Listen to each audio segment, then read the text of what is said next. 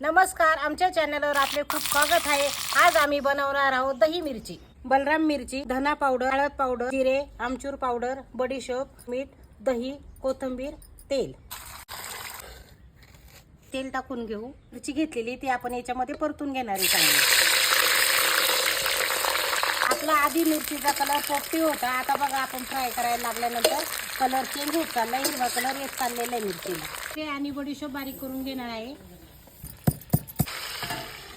1 minute fry परतून झालेले, आपण त्याच्यात आता अर्धा चमचा हळद पावडर टाकणार आहे, लाल तिखट 1 चमचा, धना पावडर 1 चमचा, चूर पावडर अर्धा चमचा, जिरे आणि बडीशोप एकत्र कुटलेले ते आपण 2 चमचे टाकून घेणार आहे। आता हे सर्व मसाले टाकलेले आहेत, आपण मिरच्या परतून घ्यायचे आहेत चांगले।